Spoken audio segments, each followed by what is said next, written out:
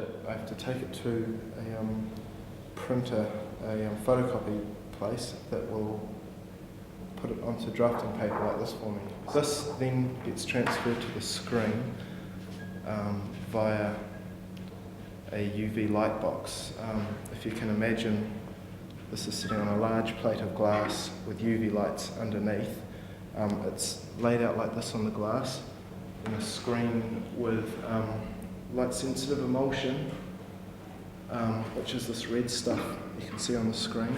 Imagine that just all red with the emulsion is laid down over the top like that and exposed to the light for about 10 minutes. When the screen comes out again, it's washed lightly with a hose, and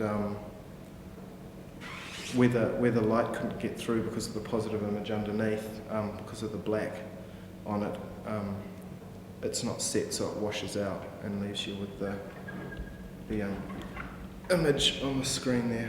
This particular positive image has actually been made for printing on glass. You can see the text on it is backwards. This is because when it comes to the printing stage, it needs to be printed onto the glass backwards, so that when the glass is turned over, it then becomes the right way around. It's the positive side of the screen print.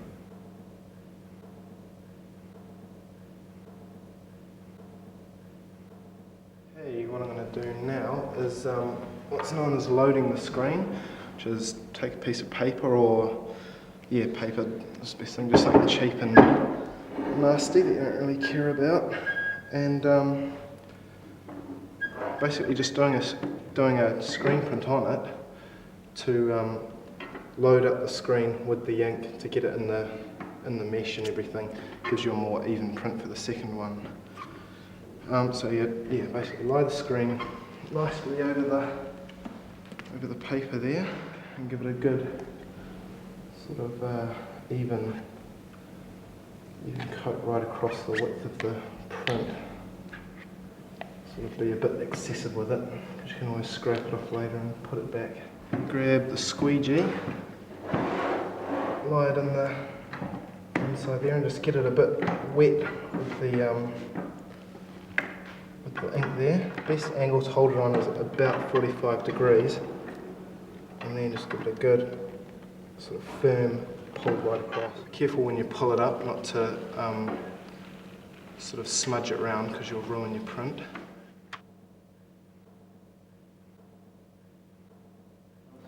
I've got glass under here now, so you can sort of see the different effect of printing on glass, and how you sort of base it on a backwards image so that it comes out the opposite when you turn it over, which will of course be the right way around.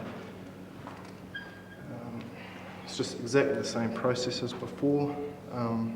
Pull the squeegee firmly over it with one this wide. It's best with both hands, and just sort of pull it firmly across at a 45-degree angle again, and then we have a nice good even print there, and you can see that's backwards, but as I turn the glass over,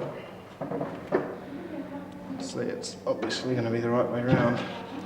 And when working on glass, basically it does let that print dry, and you can either mount it on top of coloured paper, or like as you see on the black paper it looks sort of fine like that, or you can paint the back side of it with spray paint or something that gives a nice even colour with about 3 layers of spray paint. You can print on just about anything, glass, paper, MDF. This particular one is made for printing on glass. Only in the fact that it's backwards. Otherwise I could print this onto paper or MDF board or anything like that, and it'll come out fine. It'll just be backwards. It's good when you're doing it to go over the whole thing and check all the where the print goes through, to make sure that you've gotten the ink out of it. Once it dries in there, it won't come out in your prints anymore.